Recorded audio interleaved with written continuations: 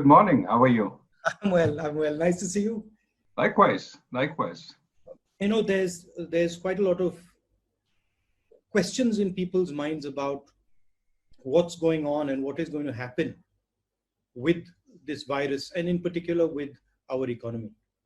And I thought interesting way to answer some of those questions for myself and for some of those people would be to have a conversation with you and get a sense of what you're thinking. Thanks for having me, and thanks for opening this conversation. I think it's very important in these times to have as much information on these issues as one can get, and for the public to be as informed as possible. One of the big issues that I have, and one of the things I'm thinking about, is how we should think about opening up the economy. Which are the parts you think of the economy that are critical to be opened up, and what's the sequence of opening up? It's a great question, because I think as we turn from trying to bend the curve on infections and preventing hospitals and medical facilities from being overwhelmed, we have to start thinking about restarting people's livelihoods. It's all too easy to have a lockdown forever, but obviously that is unsustainable for the economy. So it has to be a sequencing. First, the places where you can maintain distancing, and it's not just distancing in the workplace, it's also distancing to and fro from the workplace, the transportation structure. Do people have private means of transport, their cycles or their scooters, or even cars? Or do they depend on public transport? And if it's public transport, how do you maintain distance in public transport? So there's a lot of work that needs to be done, both on creating the structures, as well as ensuring at the workplace it is relatively safe, as well as ensuring if there are accidents, there are fresh cases, how do you isolate quickly without having to go to a second lockdown or a third lockdown? Those will be devastating if we have to go there. That's what a lot of people say, that if you get into a cyclical lockdown, if you open up and then you're forced to shut down, and then you open up and you're forced to shut down again, then that is devastating for economic activity, because it would completely destroy trust. Would you'd agree with that? I think that's right, because that would suggest, take even a second lockdown. It means that you haven't been completely successful in doing in reopening, and that raises questions of if you reopen again, will you go into a third lockdown? So it does diminish credibility. That said, I don't think we have to aim for 100% sort of success, that is zero cases when we open up. That's unachievable. What we have to do is manage the reopening so that when there are cases, we isolate them. But at the heart of that management, knowing which areas are having heavy infections, which areas are not, at the heart of that process, of course, is testing. And there's a sense in India, and that the testing capability is in itself limited. That we're a big country, and that our ability to test, like the United States or like the European countries, is comparatively limited. So how would you think about it with a sort of low level of testing? It's a great question, because take the United States right now. It's ramped up to about 150,000 tests per day. But the consensus amongst experts, certainly the epidemiologists, is that to really be confident about opening up, you have to triple that to 500,000 tests a day at least. And some are talking of numbers in the millions. Well, just multiply by 4 to get 4.5 to get India's population. And you're talking about 2 million tests a day if you want to get the level of confidence that you have in the United States. And clearly, we are nowhere near that. I think we're somewhere around 25, 30,000 tests a day at this point. But we have to be cleverer about opening up, which means perhaps do mass testing.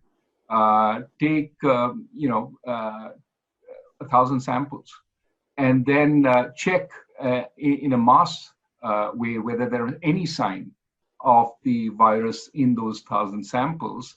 And if you do find that, then go deeper into that particular sample and check who it might be.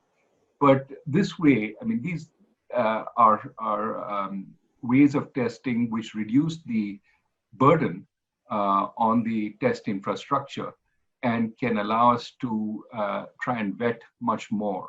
It's in some sense less intensive, but it is cleverer. We have to be cleverer about the reopening because we simply can't wait till we have that kind of facility. There's going to be the impact of the virus, and then after some time, there's going to be the impact on the economy, a sort of blowback impact that is going to come, real impact that is going to come a couple months from now.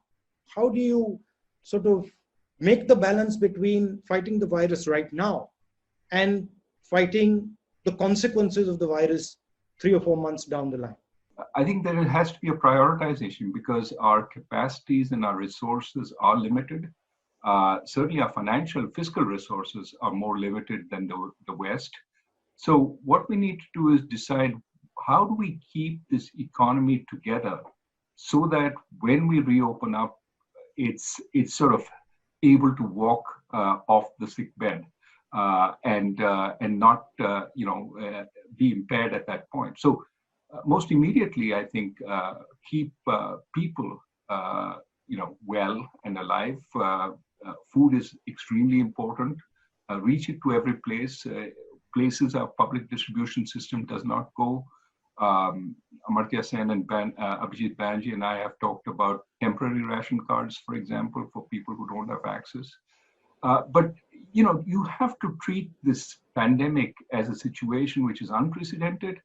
We have to break norms in order to tackle what is needed, while at the same time keeping in mind that there's an overall budgetary sort of limit. There are only so many resources we have. What do you think about the agricultural sector and the workers, migrant workers?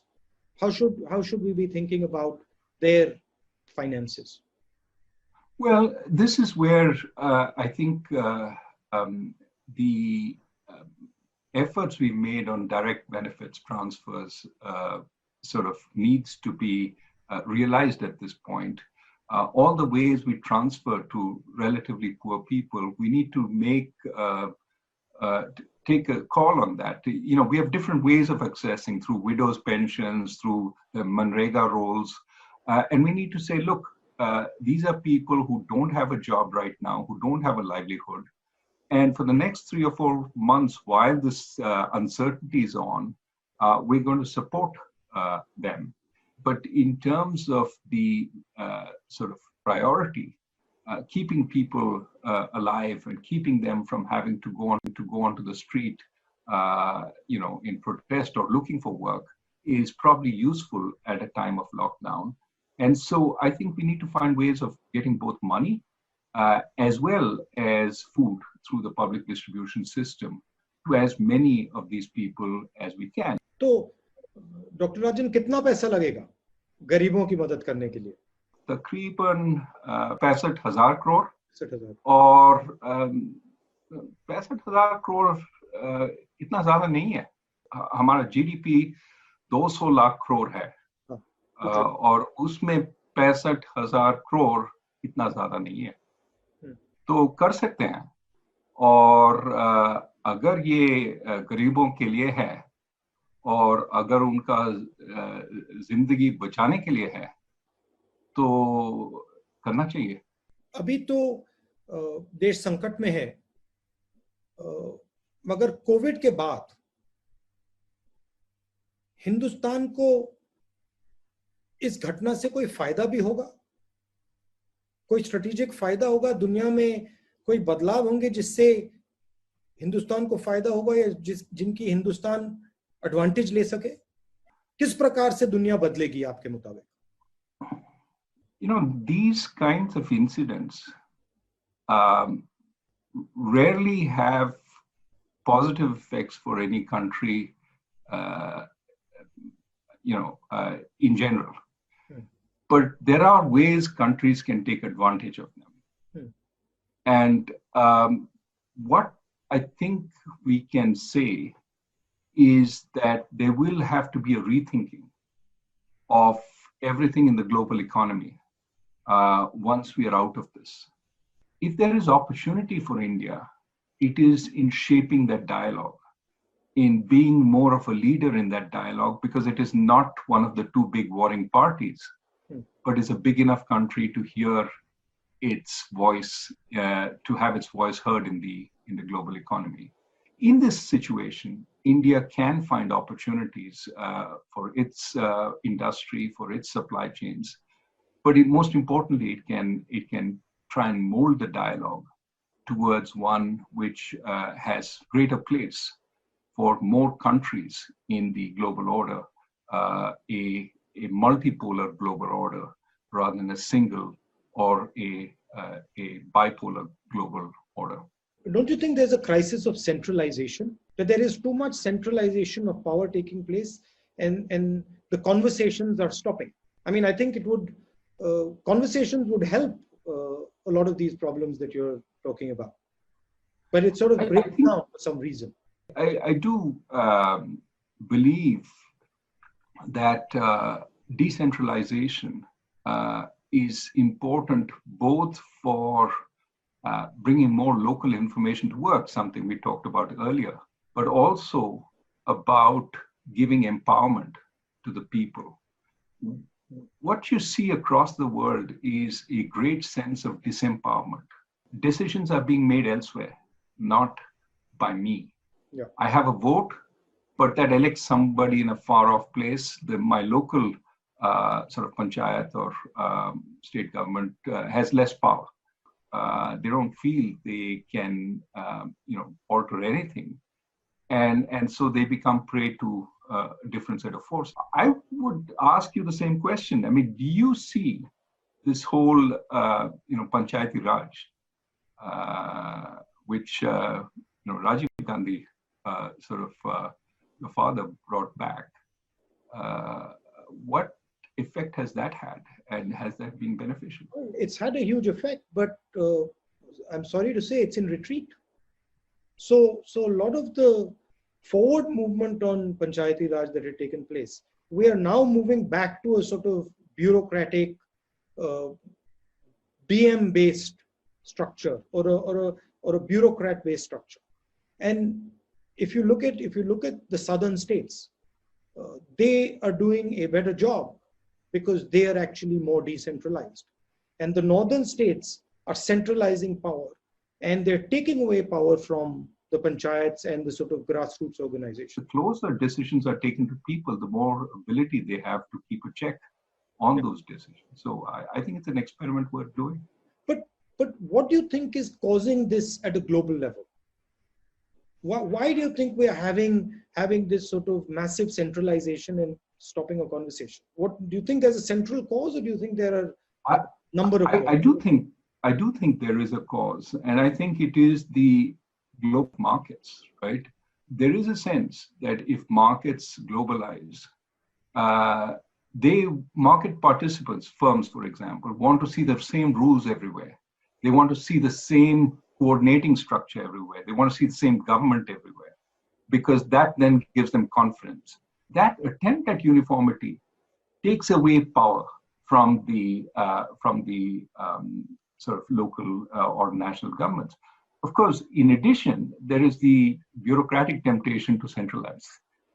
If I can grab the power, why not?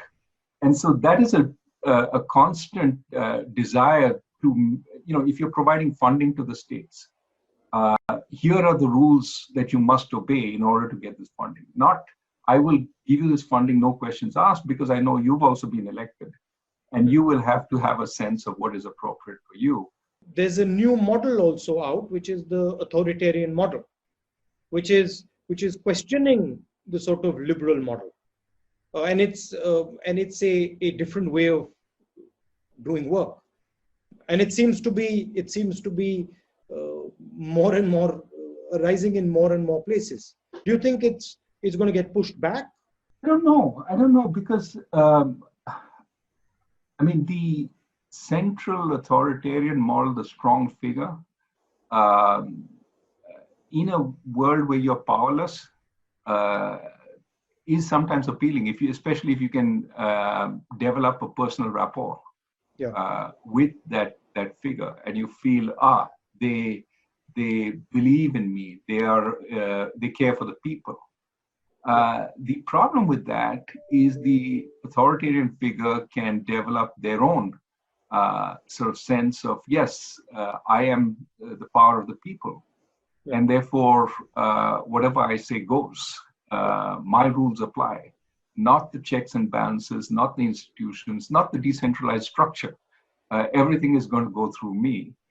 The sort of historically, what has happened is that has put too much weight on that center. Eventually, that collapses. But clearly, something has gone wrong with the global economic system. I mean, that's pretty clear, right? Would that be a fair statement? I think that's a fair statement, that it's not working for a lot of people. The growing inequality of incomes and wealth in developed countries is certainly a source of the concern. The precariousness of jobs, the so-called precariat, is another source of concern. You have these gig jobs without any sense of whether you will have income tomorrow. And of course, we've seen during the pandemic, many of these people don't have any support. They have lost out on both incomes as well as their safety net. Therefore, what we have today is both a problem of slowing growth. So we cannot dispense with markets. We do need growth. But we also have a problem of stuck or inadequate distribution. People aren't getting the fruits of that growth in the same ways. Many people are being left out. And so we need to think about both sides. And that's why I think rather than focus on distributing output, distribute opportunity. You know, it's interesting that you said that infrastructure connects people.